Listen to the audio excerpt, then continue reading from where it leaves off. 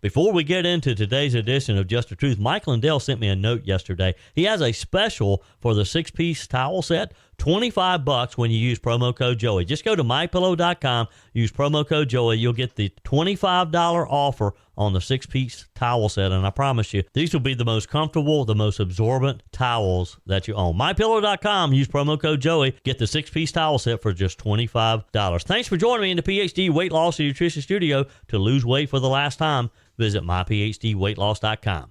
President Donald Trump made a triumphant return to the nation's capital yesterday, giving a wide-ranging speech to House Republicans and calling GOP senators smart people, while he lashed out at his political enemies and praised some of his allies. It was quite an interesting meeting, and only something like this can happen in Washington, D.C. From the New York Post, kidnapped Nova Festival guard revealed new details of Hamas torture, according to his family. When you hear about how these hostages have been treated, there's no way that anyone, even some of the Palestinian-loving terrorist-loving people here that have been protesting, once you hear how these hostages have been treated, I don't see how anyone can possibly support Hamas. We got all the details for you. A squatter living in a New York home allowed the homeowner into the home to retrieve decades-old family belongings and claims he's protecting the home from others who may damage the home if he were not there. These people are crazy, and local authorities are allowing this to happen. Should cell phones be allowed in schools? One South Carolina school district doesn't think so and has voted to ban all cell phones from school campus starting when school returns this fall. And this appears to be a trend. Other school districts across the country also talking about banning cell phones on campus. We have all the details for you. I told you we'd be back. And ye shall know the truth, and the truth shall make you free. It's Joey Hudson. I wanted to name it the Joey Hudson bill, but, they don't allow you to put names on bills. But I wanted to call it the Joey Hudson bill because I know that one's been near and dear to you for a number of years. That's how it's done. Let your voice be heard. And the truth shall set you free. Here's Joey Hudson. President Trump gave a wide-ranging speech to House Republicans, and then later in the afternoon went over and spoke with GOP leaders in the U.S. Senate. In particular, he criticized the prosecutions against him, of course, calling the Department of Justice dirty, no good, quote, bastards, according to sources in the room. One GOP lawmaker said that Trump was proud of the fundraising and popularity boost that he got from his various state and federal criminal charges once those convictions had been known. He said they had a saying that we're going to indict this guy into the White House, according to one of the GOP lawmakers in the room. He also said that Trump called President Biden the worst president in history and said that Biden is a dope. Over at CNN, their opening coverage stated, former President Donald Trump is back in Washington for the first time since becoming the presumptive Republican nominee, as well as a convicted felon. They had to get that in, didn't they? Holding a pair of significant closed-door meetings with key congressional allies, vice presidential hopefuls, and even a few former outspoken opponents, all of whom are expected to line up behind him this fall. And that just kills CNN, and that just kills the Democrats, that there was a notion that Republicans are lining up behind Donald Trump and that there's going to be unity within the party going into November. Multiple House Republicans said the meeting went well and that Trump touched on a lot of different topics, including military, trade, abortion policies. Representative Eric Burleson, a Republican from Missouri, said that Trump blamed Biden for the presence of Russian warships in Cuba, being quoted as saying, what was really on his mind today is the fact that Russia has submarines right off the coast of the United States, and he's really upset. And he said, I'm concerned, we all should be concerned, that we've got a president that is so weak that he's allowed this to happen. Representative Mike Garcia, Republican from California, said Trump hit Biden for the White House's threat to veto this year's defense policy bill, which includes a pay raise for members of the military. Two additional sources said that Trump also urged Republicans to hone an effective message on abortion, warning that it had cost the GOP in previous elections. He said that the issue was too important to ignore and accused Democrats of having radical positions on late-term abortions. House Majority Leader Steve Scalise told CNN he's already talked to Trump directly about using a special budgetary tool to avoid the 60-vote threshold in the Senate, known as reconciliation, to advance tax cuts, border wall funding, and other priorities if Republicans remain control of the House and gain control of the U.S. Senate. Trump had two separate meetings yesterday, first with the House Republicans at the Capitol Hill Club yesterday morning. Then he went across town in the afternoon to meet with Senate Republicans at the National Republican Senatorial Committee building. Some of the members of Congress in the meeting said Trump reiterated his commitment to not cutting entitlement programs like Social Security and Medicare and taking care of our country's seniors. After meeting with House GOP members, the president moved across the aisle, as I mentioned, to meet with the Senate, where he saw Senate Minority Leader Mitch McConnell for the first time since 2020. 4 years, almost 4 years since these two men had seen each other after working together closely for 4 years. Texas Republican Senator John Cornyn noted that it would be nice to get everybody singing from the same sheet of music. Cornyn has previously been somewhat critical of Trump himself and said he preferred to see the GOP move in a different direction before ultimately endorsing Trump back in January. The president, in a public news conference after his meeting with GOP senators, said that there were a lot of smart people in the room who are all working together. Here's Donald Trump. We have great unity. We have great common sense. A lot of very smart people in this room and a lot of people that love our country. We're a nation that's in decline. We're a declining nation. We're a nation that is being laughed at all over the world.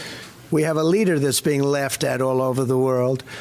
And we're going to turn it around. We're going to turn it around fast. We have to get elected. We have to take this beautiful place and we have to make it really something very special. Again, right now it's not special. This is an outstanding group of people. I'm with them 1,000%. There was me 1,000%. We agree just about on everything. And if there isn't, we work it out. The talk of unity within the party and the talk of supporting one another just pushed the Democrats right over the edge. In response to Trump's visit, Democrats were steaming, with Senate Majority Leader Chuck Schumer calling them sycophants, and Adam Schiff in a House hearing repeatedly saying the word guilty 34 times to represent the recent verdict in Trump's New York trial. Did you see this video of Shifty Schiff literally taking up the time of House Judiciary Committee members as he sat there and said, convicted, convicted, convicted.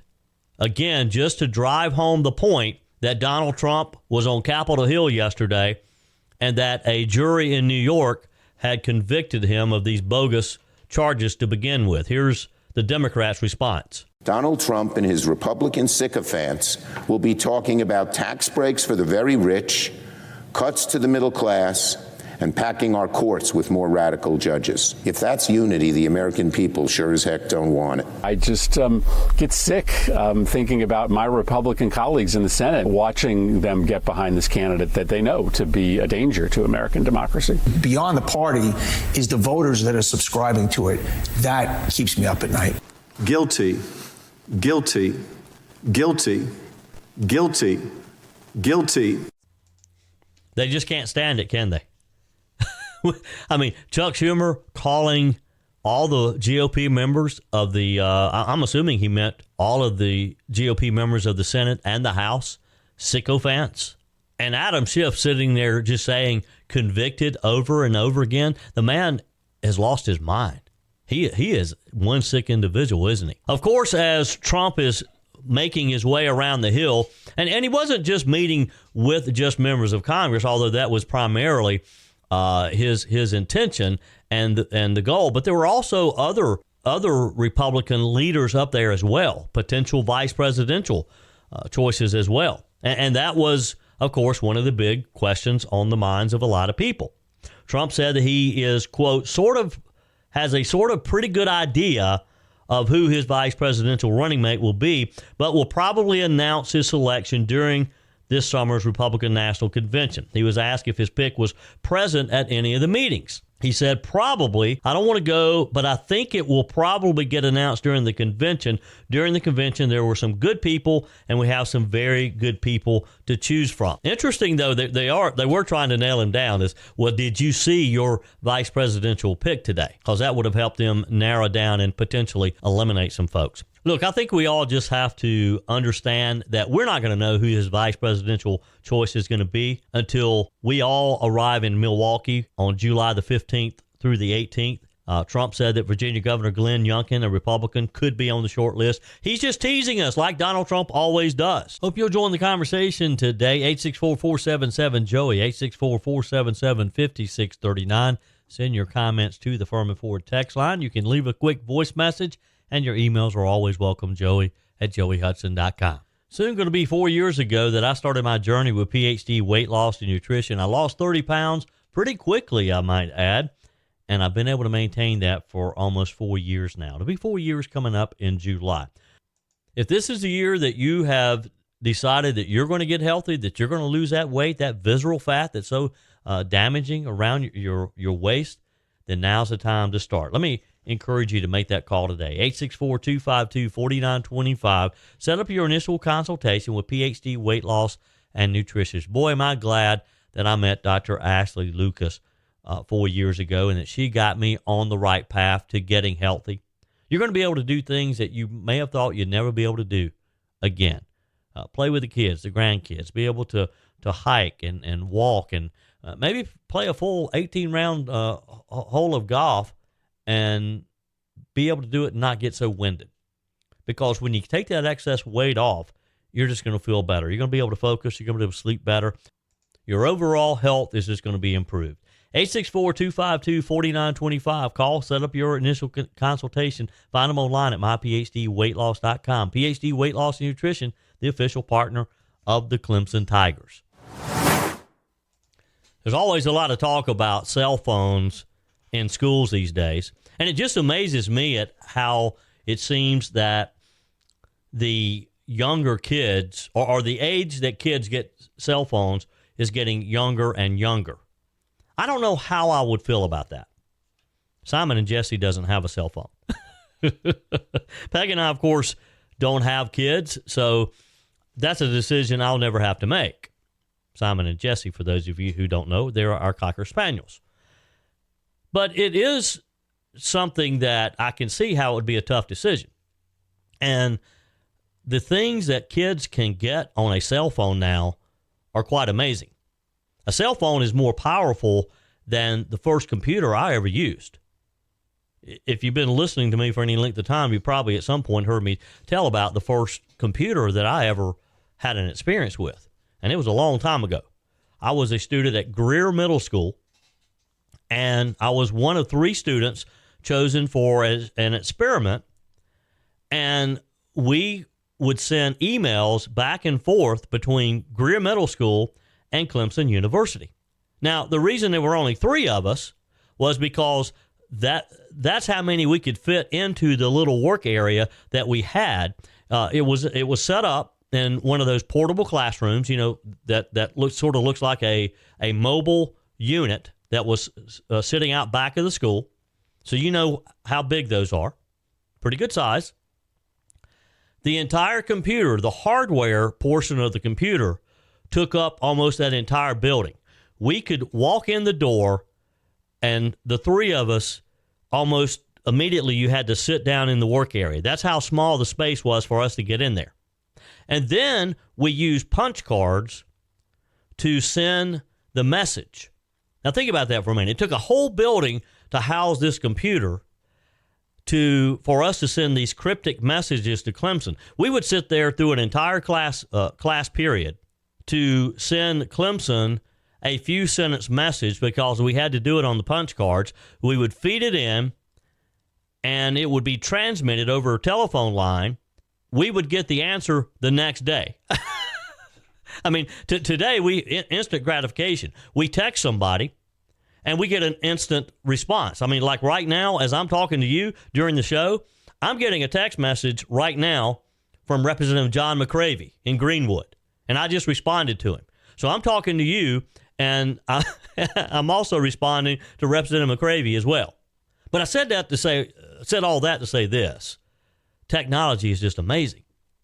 And for these kids to have a telephone that basically is a very powerful computer, it can be scary. And I can imagine what you parents who have young kids, you want them to, and the justification I hear from a lot of parents is, well, if they get out and they have trouble or something, I want them to be able to call me. Well, what did we do years ago? I never had an issue with having to not being able to get in touch with Nana Hudson if I needed her during school. So when school districts now are talking about banning cell phones from schools, because I can see how it'd be could be very disruptive during class. The Greenwood School District 50 announced their new policy this week, Greenwood, South Carolina. The decision, which will be effective from the start of the upcoming school year this fall when kids go back to school, aims to, according to the school district, foster a more focused and productive learning environment for all students, the district said in a statement. WYFF News broke the news yesterday with Isabel Maroc reporting from Greenwood. Here's the report. Yeah, the people that I talked to today had mixed reactions on if the phone ban was a good idea, but the spokesperson from the district that I talked to says it's all about returning to face-to-face contact. Sometimes I think that probably could be even more of a danger because you don't know who they're texting or what they're getting into all day long. And they're there to learn. They're not there to talk on social media and stuff. A new policy means no phones during school hours for Greenwood District 50 students. Basically, we're trying to enhance the learning that's going on throughout the day, not only within our classrooms, but throughout the entire school building.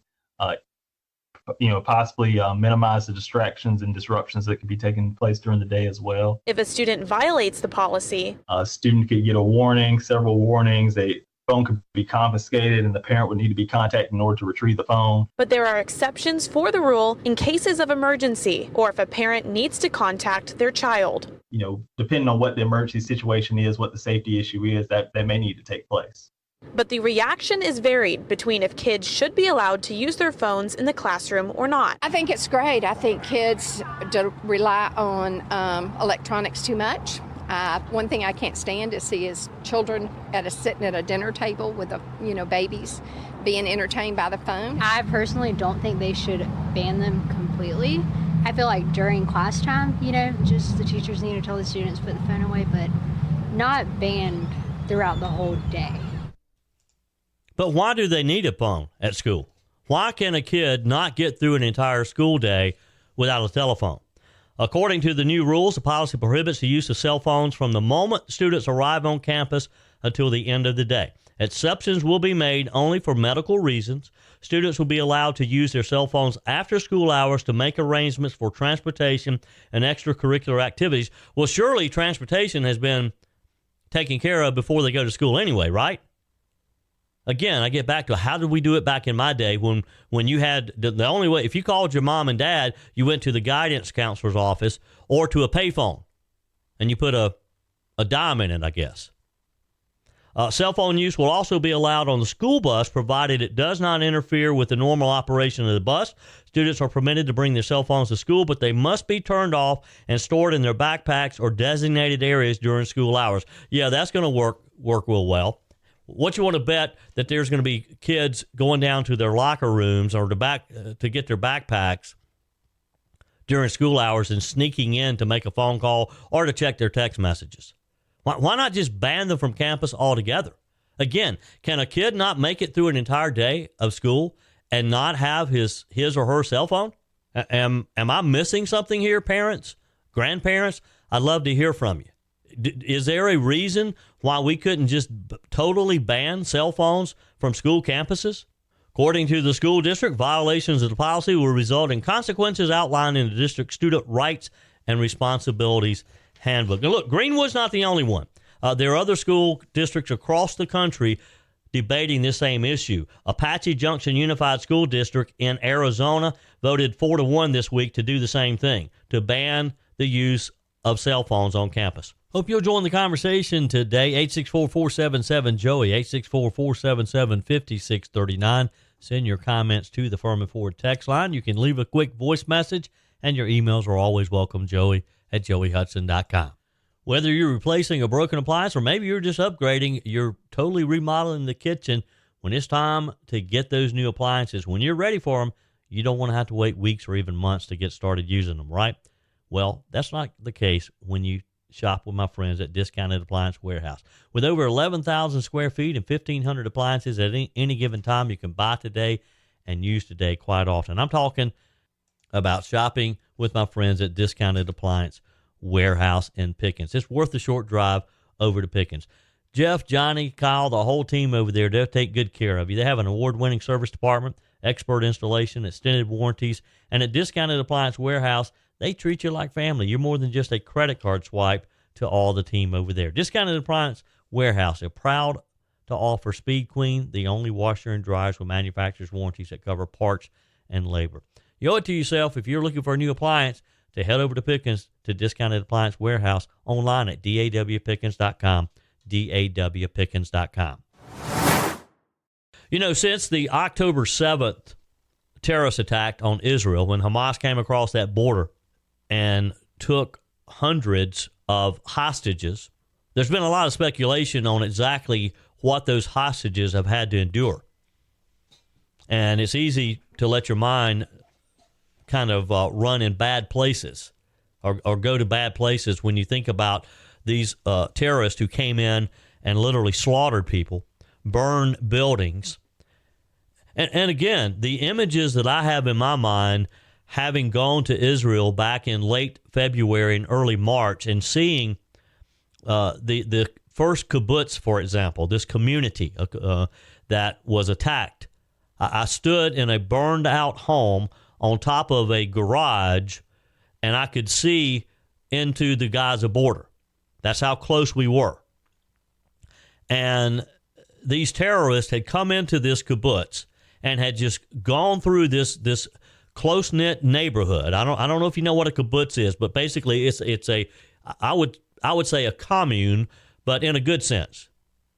They settle in these areas, and primarily it's farming areas, and they're totally self-reliant. They garden together. They do everything together. They help one another. And these terrorists came through this kibbutz, burned homes. We stood on the site of a home that had been occupied by a 90-year-old man. And they came in. Fortunately, he did not lose his life. His caregiver, the person who lived there with him to take care of him, was taken as a hostage. The house right next door to his, again, burned out. All that was left on the interior was a burned table, and there was a coffee cup on that table. And you could just envision this family getting up on a routine day, the husband or wife sitting there drinking their coffee when these barbarians came knocking down their door and destroying their home. In this case, they initially took the entire family. They eventually released the mom and the two young sons. As far as I know, the father is still a hostage. So as we are starting to hear some of the stories from the 4 hostages who were heroically rescued just over a week or so ago, we're kind of beginning to get a picture of what they have endured since October 7th. You know, you and I, we've gone on with our lives. But these families have been living this, hoping and praying that their family member, their loved one, was still alive, number one, and would be released. And they're still holding some.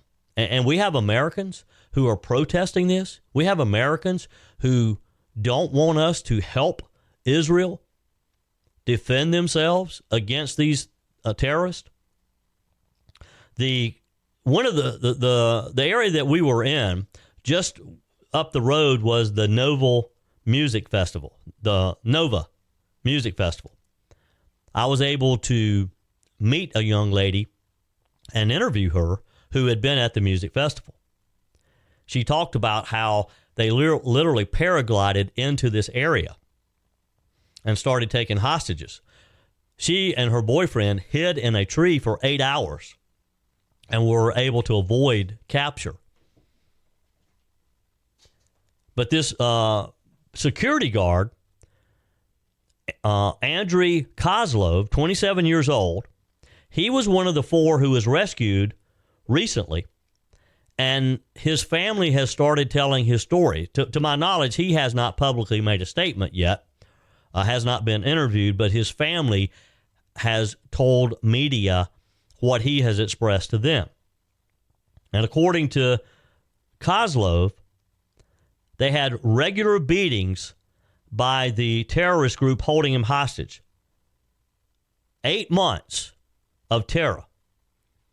But among the most grueling forms of abuse they faced was Hamas forcing them to experience dehydration. One of the examples that Andrew gave us, his family said, is that the hottest times of the day, they would cover him with blankets. It's a very difficult ordeal to be dehydrated during heat, he said of the torture, which was allegedly one of the many ways Hamas used the hostages without leaving physical marks behind. So they're wanting to abuse these people, but there don't want to be any evidence of abuse in the event that they're rescued or when they turn them loose, as if they're not going to tell anyone. Kozlov is a Russian citizen. He had moved to Israel nearly 2 years ago and was working as a security guard at the Nova Music Festival on that October 7th night when he was ambushed by Hamas gunmen and kidnapped along with Noah Argamani, 26, Agmog Mir, he's 22, and Shalamanzi Ziv, who is 41. Details of the abuse that they face from Hamas have been sparse because, again, they haven't been interviewed yet. But their families have shared some of the details of the horrors that they've experienced.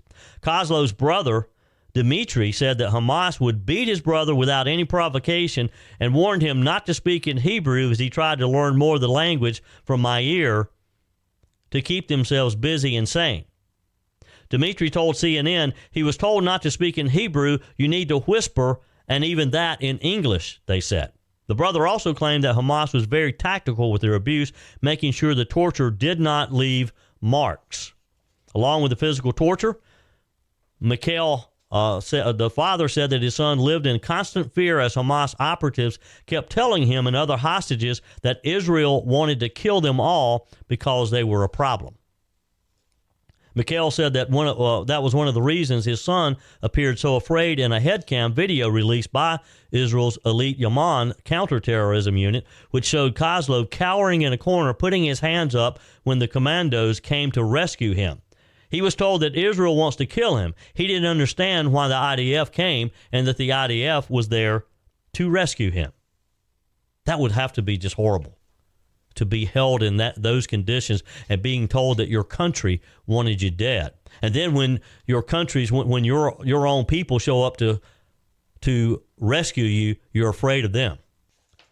Kozlov's father said that when his son arrived at the Sheba Medical Center following Saturday's rescue operation, that he just knelt down and burst into tears. Dmitry added that his brother now feels indebted to Israel for rescuing him, with Kozlov committed to doing whatever he can to help free the some 120 hostages who remain in Hamas captivity. He says that he doesn't understand what he has done to deserve this generosity towards him because he hasn't done anything, so he feels obliged to pass his goodness on to the next person and help get others out. The doctor in charge of medical treatment for the 4 Israeli hostages who were rescued said that they were beaten while in Hamas captivity.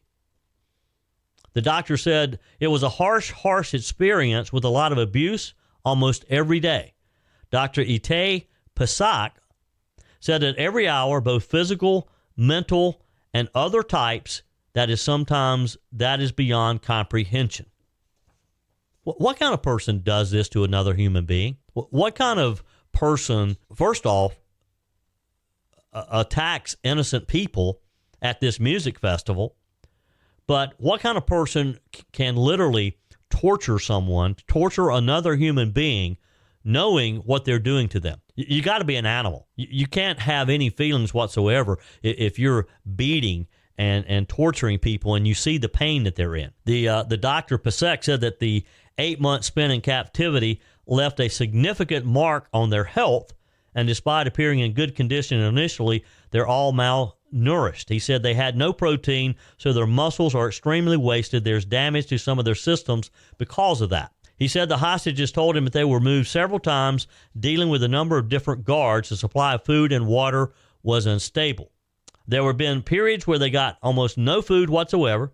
There were other periods where it was a little better, but all in all, the combination of the psychological stress, malnutrition, or not getting enough food or not getting the right kind of food, medical neglect, being limited to space, not seeing the sun, and all the other things have significant effect on health. And the people, the men who did this to them will rot in hell. The testimony is the latest insight into conditions that Hamas are keeping hostages. And, you know, the sad thing is there are people right now, as you're listening to me, in the same conditions. And these students on campuses around our country are allowed to protest and to defend the actions of these terrorists, of these barbarians.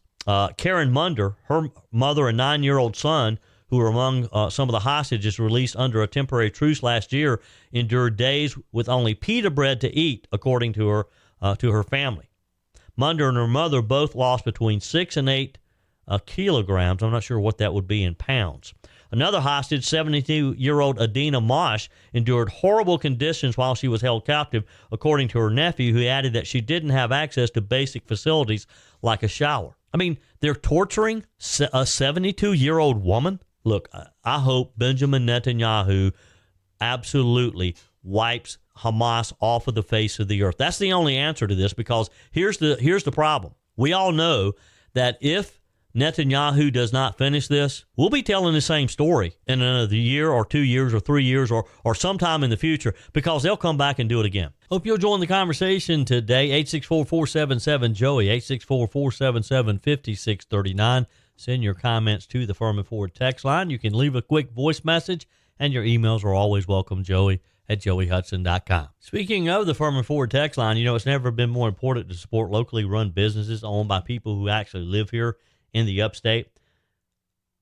Let me take a minute to talk with you about our friends at Furman Ford. If you're looking for a new vehicle, maybe a great pre-owned vehicle, one you can trust, or maybe you're looking to order that special vehicle. Either way, if you want a new one, a brand new one, or a pre-owned that you can trust, the folks at Furman Ford, they're there to help you. Their name is on the sign because their name is on the line, because every single transaction is important to them. Jim Furman, Matthew Furman. They do business the right way. When you stop by, when you give them a call, or maybe when you just send them a quick email, you're always going to have access to a member of the Furman Ford family. And by the way, they also offer great service, and you're not going to have to wait weeks and weeks to get it done. And you do not have had to purchase your vehicle at Furman Ford. Doesn't even have to be a Ford. They service all makes and models. Visit my friends at Furman Ford online at FurmanFord.com, FurmanFord.com. On the text line, texter says, "Good morning, Joey. You know, it took me a second to realize that I would take Cackles over Newsom any day. California is a wreck. So Newsom would really push our country into the worst depression possible. We are certainly in perilous times, regardless of what the pastor says about anxiety. We are in here and now, and it is an ugly picture. Thank you, Joey, for your calmness early each morning." Thank you. Do I seem calm? Oh, boy, look, that's why these elections are so important in November. And I got to tell you, I was a little concerned with the turnout in our primaries here in South Carolina on Tuesday. What was it? Not quite 12% overall turnout. And it's like our country is on fire and people don't go vote. Republicans don't go vote. Of course, Democrats didn't either. That 12% or so held true for Democrat primaries as well. But I do believe we have to listen to what President Donald Trump told members of the U.S. Congress, the U.S. House of Representatives, and Republican leaders of the U.S. Senate yesterday, in that the whole message was unity. Working together. Yes, we're going to have differences. We work them out among ourselves, not publicly. And we go into November united because we got to turn our country around. Appreciate your text message. Texter says, so far, the only different thing we're seeing in the RNC is that the majority of campaign donations are rerouted to a legal fund. I'm not sure how to interpret that. If you are complaining because a lot of the fundraising that is going on, and you have to understand, Donald Trump is the primary reason that the $200+ million was raised after the announcement of his convictions. A portion of that going to the Trump organization, a portion of it going to the Republican National Committee too, and they have an agreement between the two of how they share that, because the RNC would not be raising money if it weren't for Donald Trump. Texter says, with the pathetic choice that Congressional District 3 has in front of them, turnout will be much less than 10%. You're right. Boy, it's going to be interesting to watch in District 3, this turnout. It was bad before, and you had 7 candidates over there running. You would think that between 7 candidates that they would be able to rally the troops, each individual campaign, to get people to turn out. June 25th is the day of decision there. Texter says, hey, Joey, this is Chris. If you had to predict what's going to happen in the next few months, what would you say? Chris, I believe we are going to be victorious come November. Now, there's a lot that's going to happen between now and then, and we're going to see some bumps in the road. There's going to be some anxious moments. That the earlier texter talking about my calmness early in the morning, I may have to go to decaf coffee. But I'm optimistic, because I think the American people have had it with Joe Biden and what his Democrat Party has brought. This is another 1976, and some of you are way too young to remember that. I don't remember it. I wasn't of voting age yet, but I was a student of politics then, and I predicted then that Jimmy Carter was going to be defeated and be defeated soundly, and he was. Because when you start messing with people's pocketbooks, which is where we are now, when you go to the grocery store and it hurts you to buy groceries for the family, you can't go on the summer vacation, or you have to cut back on your trips to the lake because you can't afford the fuel. You're going to turn that anger on someone, and I got to believe it's going to be against the Democrats come November. Texter says, if they allow an election to take place, neither Biden nor Trump will be on the ticket. The uniparty will choose which puppets they will use. Texter says, Harris doesn't even have a clue how to fix the economy. Well, I agree with you there. Kamala Harris doesn't know how to fix anything. Kamala Harris just needs to go back to California, write a book or something. Let the Democrats throw money at her. But she has no place in any elected capacity. We need to retire her once and for all. Let her ride off into the California sunset. Texter says, if they decide that they want Cackles as president, that's Kamala, all they have to do is create racial division and utilize white guilt, and she's in. We've tolerated a dementia patient as a commander-in-chief. This would be no different. Oh, let me tell you something. You think Joe Biden's bad right now? You let Kamala Harris be president.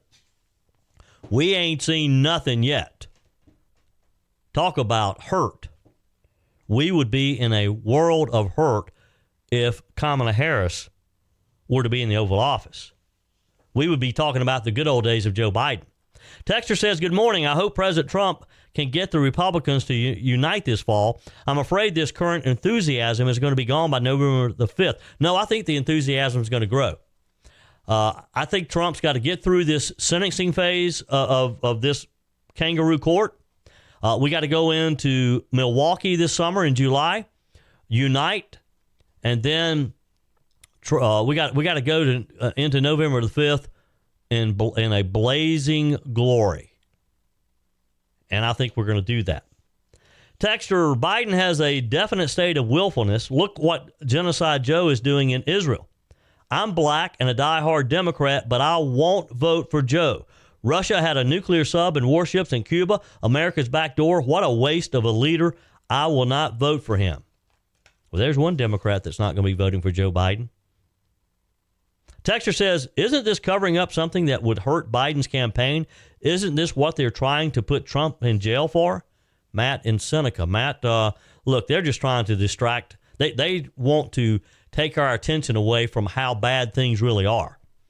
They want to try to distract us so that we forget just how painful it is at the pump, just how we forget that that there are families who can't buy their first home right now because mortgage interest rates are so expensive.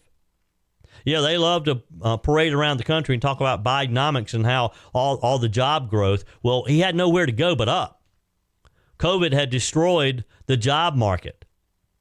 Anybody, I could have grown that, created that many jobs. Probably could have done a few more. Emails. This is from Jack. Says, hey, Joey, a very short story.